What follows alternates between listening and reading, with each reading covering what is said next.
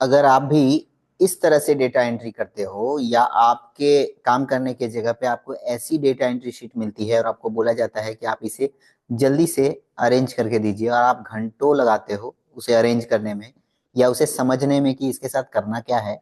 ये जो uneven data है, मतलब काफी मेसी डेटा है, कोई भी एक बच्चा भी देख के बोल देगा कि ये काफी अनऑर्गेनाइज तरीके से लिखा गया है।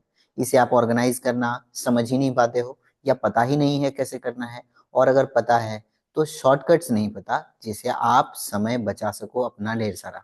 तो एनर्जी और टाइम को वेस्ट किए बिना शुरू करते हैं कि इस डेटा एंट्री शीट को कैसे अरेंज करना है। सबसे पहले मैं आपको दिखा दूं कि ये बहुत जहां तहां लिखा हुआ डेटा है, अगर मैं देसी भाषा में कहूँ तो। और ये कहीं से भी कॉलम फिट नहीं है, इसका रो फिट नहीं है। अगर आपको कॉलम नहीं पता तो आप जान लीजिए कि ABCD जो आपको ऊपर हेडिंग्स दिख रहे हैं इसे कॉलम कहते हैं, और 1 2 3 जो आपको इस तरफ लेफ्ट साइड में सीरियल नंबर दिखाई दे रहा है स्क्रीन पे, उसे हम लोग रो के नाम से जानते हैं। इसे अरेंज करने के लिए कुछ शॉर्टकट की है। उसके लिए मैं पहले अपने पूरे डेटा शीट को जरा सा ये कर लेता हूँ, ऑल बॉर्डर कर लेता हूँ। ऑल बॉर्डर क्यों करना है? ताकि मैं आपको दिखा सकूं कि क्या अंतर आ रहा है इस डेटा में और जो मैंने अरेंज किया वो। उससे पहले आप एक चीज कर लो कि आप अपने शीट की, एक्सेल शीट की एक डुप्लीकेट शीट तैयार कर लो, मतलब इसी डेटा का एक डुप्लीकेट शीट तैयार कर लो बिना कॉपी पेस्ट किए, एक शॉर्टकट की मदद से, क्योंकि मैं ज्यादातर शॉर्टकट पे फोकस करने वाला हूँ। वो कैसे करना है? नीचे में आप देख रहे हो यहाँ पे इस एरिया में जहां मैं सर्कल बना रहा हूँ, यहाँ पे अनऑर्गेनाइज्ड डेटा लिखा हुआ है। इस अनऑर्गेनाइज डेटा को कंट्रोल के साथ लेफ्ट क्लिक प्रेस करते हुए साइड में दे जाके छोड़ दीजिए। अब देखिए यहाँ दो अनऑर्गेनाइज डेटा का शीट बनकर तैयार है। मैंने ऐसा क्यों करा? मैंने इसलिए ऐसा करा कि मैं आपको दिखा सकूं कि पहले का डेटा शीट कैसा था और ये डेटा शीट बनकर कैसा तैयार हुआ है। और उसके अलावे भी आप बस रॉ डेटा फॉर्म आपको कैसे मिला था उसे रखने के लिए आप इस डुप्लीकेट शीट का तैयार, मतलब आपको डुप्लीकेट शीट अगर तैयार करना पड़ जाए कभी भी, तो आप इसी तरह से कंट्रोल के साथ लेफ्ट क्लिक को प्रेस करिए माउस से और ड्रैग करके साइड वाले सीट पे रख दीजिए। सेम नाम से सेम डुप्लीकेट शीट तैयार हो जाएगी। अब इसे कॉलम के द्वारा मुझे फिट करना है। उसके लिए बस आपको पूरे डेटा को सेलेक्ट करना है। पूरे डेटा सेलेक्ट करके आपको प्रेस करना है अल्ट के साथ, Alt H O I। ध्यान से सुनिएगा, नोट कर लीजिएगा, किसी कॉपी में लिख लीजिएगा। अल्ट के साथ HOI प्रेस करना है आपको, Alt H O I। मेरे सामने ये कॉलम जो काफी बड़े एरिया को कवर कर रहा था वो श्रिंक होके छोटा हो गया, यानी कि जितना डेटा है उस हिसाब से खुद को एडजस्ट करके छोटा हो चुका है। यानी इससे ज्यादा कॉलम लंबाई की जरूरत मुझे नहीं है, ये मुझे एक्सेल बता रहा है। अभी मुझे इसका कॉलम को सेट करने के बाद रो सेट करना है। रो क्या होता है? ये जो मैंने बताया 1 2 3 4। ये क्यों सेट करना है? क्योंकि आप देखो कहीं पे डेटा दिखाई नहीं दे रहा, कहीं पे डेटा ऊपर लिखा है, कहीं डेटा नीचे, मतलब कहीं पे बॉक्स बड़ा है, कहीं छोटा लिखा है।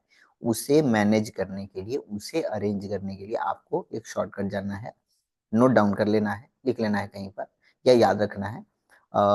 कंट्रोल सॉरी अल्ट के साथ HOA प्रेस करना है। अल्ट के साथ HOA प्रेस करने से आपकी पूरी रो क्या होने वाली है मैं करके दिखाता हूँ आपको। Alt H O A, देखिए पहले ये कॉलम कैसी दिख रही थी मैं आपको इस शीट पे दिखाता हूँ। ये मेरा डुप्लीकेट शीट है।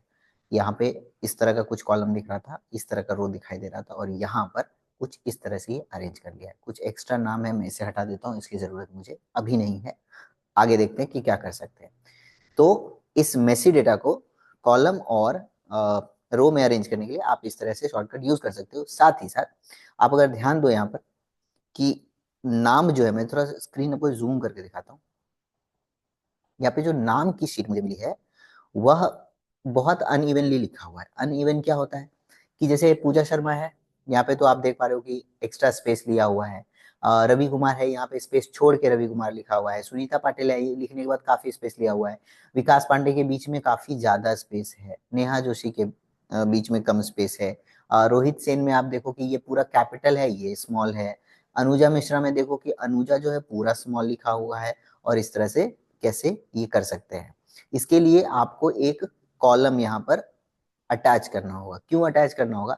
इसके अंदर मैं अगर एक एक करके ठीक करने लग जाऊं, मैं पूरा मिटाऊं, मैं फिर टाइप करूं इस तरह से कुछ, तो मेरा काफी समय जाएगा और डेटा एंट्री करने के लिए जो मुझे समय और एनर्जी बचानी है उसका कोई महत्व तो नहीं रह जाएगा। तो मैं आपको शॉर्टकट तरीके से एक कॉलम ऐड करने बताता हूँ। बिना माउस के यूज किए आपको सिंपली अपने कॉलम को सिलेक्ट करना है। जैसे ए और बी के बीच में मुझे एक प्रॉपर कॉलम चाहिए, या मुझे बी और सी के बीच में कॉलम चाहिए, तो मैं ए और बी के बीच में अगर कॉलम चाहिए तो मैं बी पे क्लिक करूंगा, ए पे नहीं। ठीक है। सी और बी के बीच में चाहिए तो मैं सी पे क्लिक करूंगा। तो जो नेक्स्ट है बी, उस पर मैं क्लिक करता हूँ। और शॉर्टकट है कंट्रोल के साथ प्लस का बटन। अच्छा, कंट्रोल के साथ प्लस कौन सा दबाना है, ये भी एक बहुत बड़ा सवाल हो सकता है आप लोगों के लिए।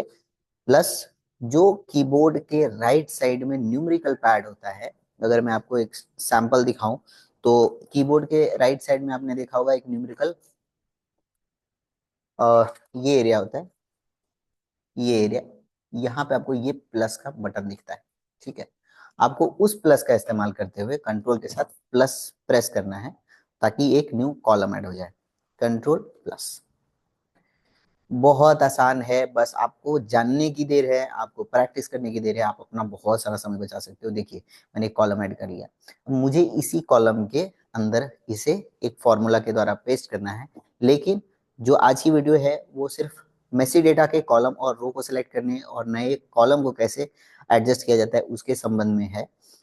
मेरी नेक्स्ट वीडियो में आप इसी तरह थ्रूली बने रहिए, क्योंकि मैं सीरीज वाइज इस डेटा, इस पूरे अनऑर्गेनाइज शीट को कवर करने वाला हूँ, पर मैं अलग अलग वीडियो में करूंगा, ताकि आपको जितनी की आवश्यकता है उतना ही एक वीडियो से आपका काम हो जाए। पूरा लंबा वीडियो देखने की कोई जरूरत नहीं हो, आपका समय भी बचाना है मुझे।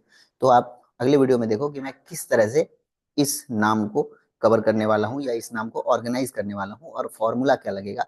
फॉर्मूला लगेगा तो दो दो कॉलम यहाँ पे क्या कर रहे हैं, ये सारा का सारा सवाल जो है उसका जवाब आपको अगले वीडियो में मिलेगा। तब तक के लिए बने रहिए ज्ञानी विंडो चैनल के साथ। वीडियो पसंद आए तो लाइक करिए, कमेंट में लिखिए कि आपको किन तरह की समस्याओं का सामना करता है। अगर आप एक बिगनर हो, आपको समझ में नहीं आता है डाटा एंट्री होता क्या है, क्यों करना है और कैसे करना है, तो आप मुझे कमेंट में लिख के बताइए। मैं कोशिश करूंगा आपके क्वेश्चन का आंसर करने का, और उसे रिलेटेड वीडियो भी डालने का कोशिश करूंगा। तब तक के लिए थैंक यू, गुड नाइट।